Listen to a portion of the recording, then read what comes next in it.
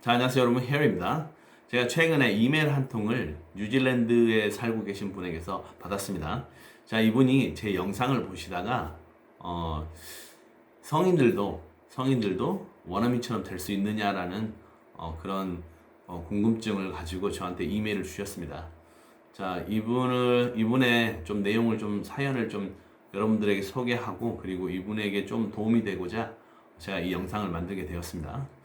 자, 이분이 지금 뉴질랜드에서 한 10년 정도 살고 계셨고, 그리고 나이는 이제 좀 중년의 나이신데, 최근에 이런 디스펑셔널 가족들, 그런 좀 불우한 그런 가족들이라든가 이런 분들을 돕고자 대학에 가서 공부를 하시고 좀 더 전문적으로 도움을 주고자 대학을 가셨다고 해요.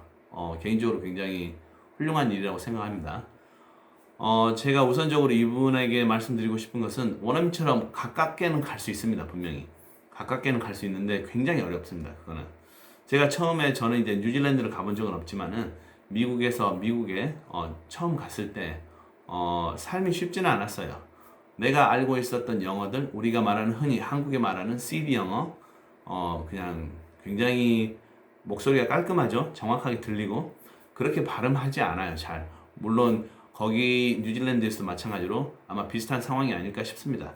그 자기끼리 얘기하는데 그렇게 막 CD에 나오는 그런 아주 깔끔한 목소리로 그렇게 말하는 원어민들은 물론 있겠지만은, 사실 우리도 우리말 할 때 우리가 사실 아나운서처럼 말을 갖다 그렇게 깔끔하게 아주 깨끗하게 하진 않잖아요.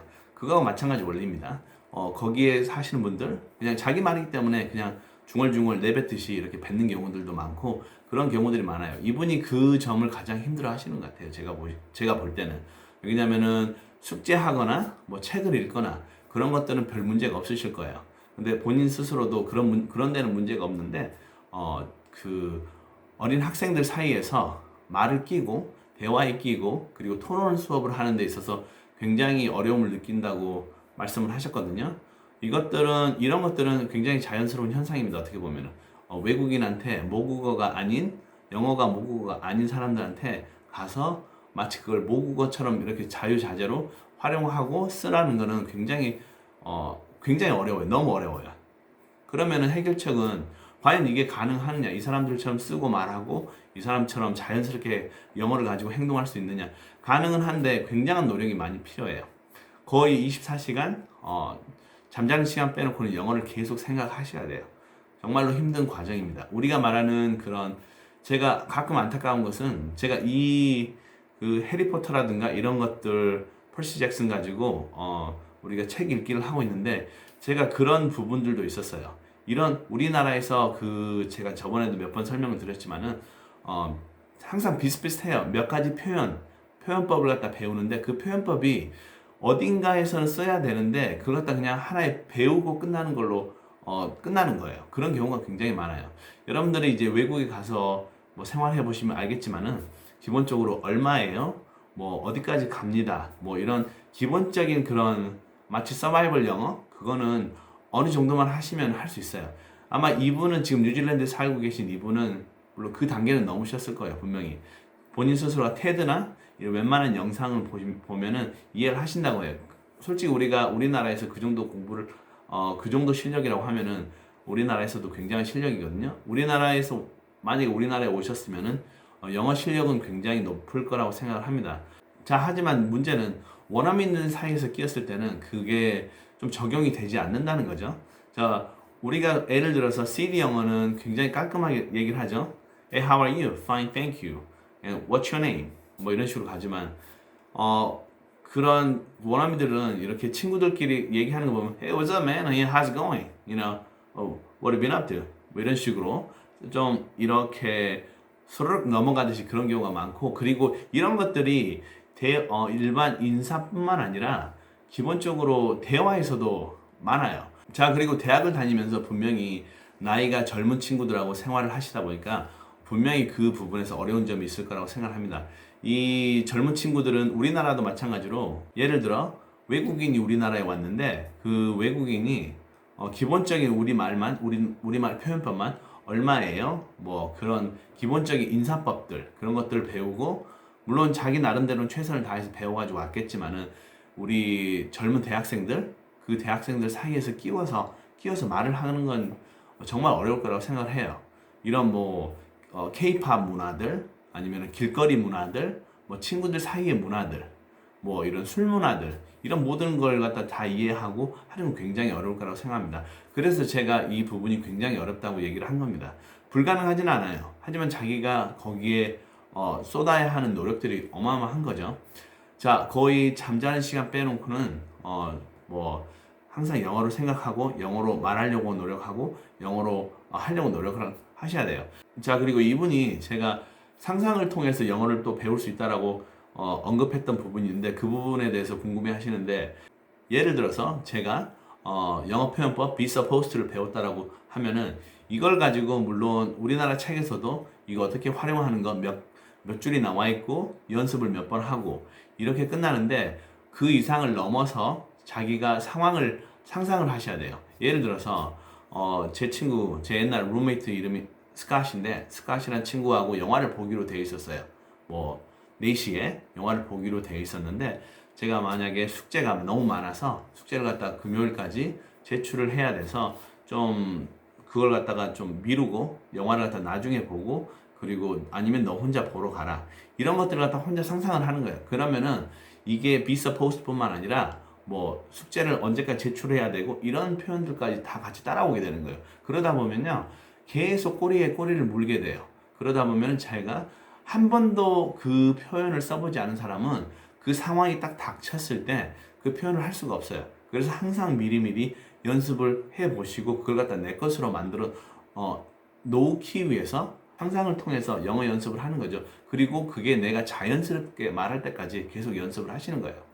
물론 그런다고 해서 이것만 한다고 해서 영어가 뭐 원어민처럼 할 수 있지는 않아요. 왜 그러냐면은 CD 영어는 분명하게 말을 깔끔하게 아나운서처럼 CD 영어는 아나운서처럼 말을 갖다 정확하고 또박하게 얘기를 해줘야 되지만은 영어 같은 경우는요 그 상황에 맞게끔 그런 분위기를 내기 위해서 거기에 맞게끔 말을 해야 되잖아요. 그렇기 때문에 영어 소리가 다를 수밖에 없어요. 또 우리가 뉴스를 보게 되면은 굉장히 어려운 말들이 많이 나와요. 그죠? 뉴스는 시사와 정치적인 얘기와 모든 것들을 다 포함하고 있어요. 근데 거기 생활을 갖다 원어민처럼 하려면요.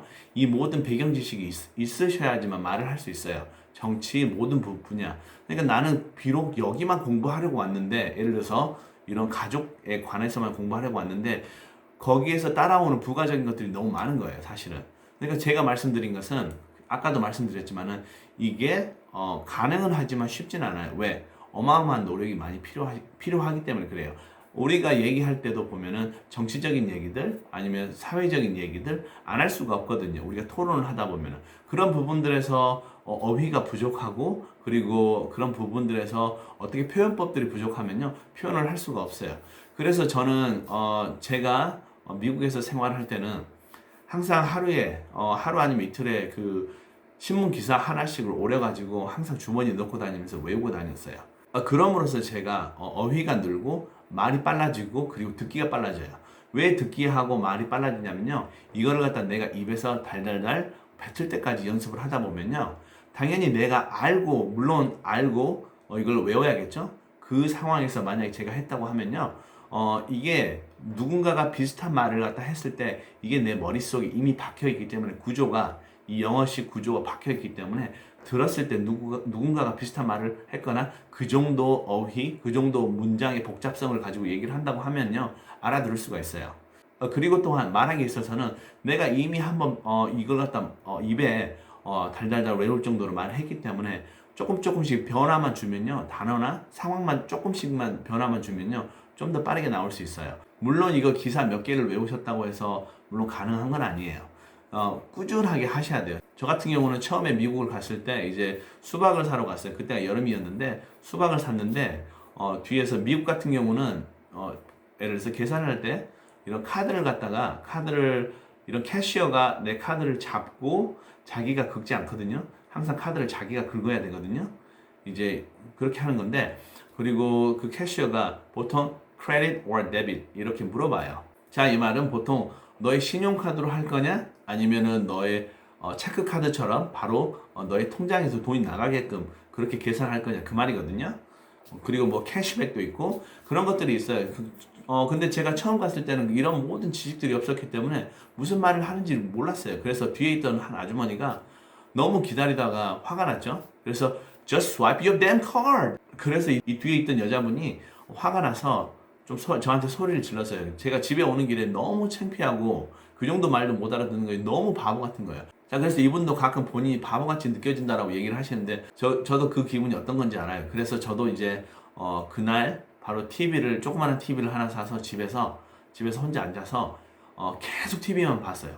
그 밑에다가 캡션을 달고 계속 그리고 모르는 단어가 있으면은 무조건 적었어요. 다 적었어요. 내가 공부를 하면서 내가 영어를 하면서 모르는 단어는 하나도 없게 하겠다라는 그런 각오로. 그래서 모든 단어를 찾고 외우고 저 같은 경우는 그렇게 노력을 했어요. 항상 그리고 친구들을 만났을 때 제가 이제 그리고 학교 친구들을 만났을 때 오늘 어떤 얘기를 하겠다, 어떤 상황들이 생기겠다, 거기에 대해서 말하기 연습을 쭉 해보고 그 말이 자연스럽게 나올 때까지 계속 혼자서 거울을 보면서 연습을 했고, 또 하나로 더 제가 추가적인 팁을 드리자면은 저는 CNN을 갖다 녹화를 해서 항상 그 CNN을 딕테이션을 했어요. 자, 원어민하고 비원어민의 차이는요, 들었을 때 제가 지금 한국말을 아무리 빨리 해도 시간만 주어진다면 아마 일일이 다 글로 받아 쓸 수 있을 거예요. 마찬가지 원리예요. 영어권 사람들도 마찬가지예요. 시간만 주어지면요, 영어를 다 쓸 수 있어요. 이거는 그래서 딕테이션의 효과는 그건데 정확하게 캐치하고 정확하게 알아듣기 위해서 이렇게 딕테이션 연습을 하는데, 이 딕테이션이 꾸준히만 하시면요 굉장히 많이 는다는 걸 아실 거예요. 근데 중요한 건 뭐냐면요, 내가 정확하게 캐치를 했는지 그걸 갖다 알아야 돼요. 자, 그래서 주위 사람들 도움이 필요하죠.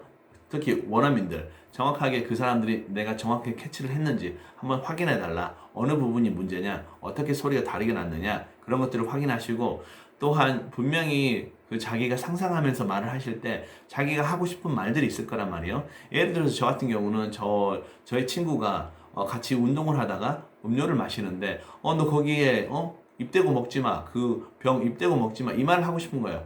근데 뭐 나름대로 생각을 했는데 잘 안 되는 거예요. 뭐 don't drink with your mouth. 너 입 가지고 먹지 마라. 그러면 이 친구가 코로 마시겠어요? 그게 아니라 제가 그래서 친구한테 이제 물어봤죠. 그럴 때는 어떻게 표현하냐? 예를 들어서 뭐 don't put your mouth on it. 뭐 이런 식으로 거기다 입을 대지 마라. 이런 식으로 표현법을 갖다 제가 배우고 그걸 갖다 암기하고 그걸 갖다 상황에 맞춰서 계속 쓰려고 하는 연습을 했죠. 그렇게 함으로써 저의 이런 보캐블러리들이 올라가고, 그리고 표현법들이 계속 증가하고, 그리고 끊임없이 받아쓰기 하고 끊임없이 기사를 외우고, 제가 이러다 보니까는 2년 이상 하다 보니까는 제가 미국에 살면서 어느 날 갑자기 외국인 말들이 한 90% 이상은 다 들리기 시작하는 거예요. 이게 갑자기 찾아와요. 그리고 영어를 갖다 꽤 오랫동안 공부해 보신 분은 알겠지만은 이게 좀 실력이 들쑥날쑥해. 어느 날은 잘 들렸다가 또 어느 날은 안 들렸다가. 이거는 뇌가 겪는 반응들이에요. 이거는 오랫동안 공부하신 분들 분명히 아실 거예요, 이게 뭔지. 자, 그렇기 때문에 중간에 뭐 좀 힘든 일이 있더라고 해도 포기하지 마시고 끝까지 공부하셔가지고 꼭 잘 됐으면 좋겠습니다. 제가 그리고 또 미국에서 살면서 겪었던 그런 경험들, 제가 또 공부하는 데 도움이 되는 영상들이 있으면 또 계속 한번 만들어 보도록 하겠습니다. 감사합니다. 이 영상이 마음에 드셨다면 좋아요하고 구독하기 꼭 눌러주시기 바랍니다.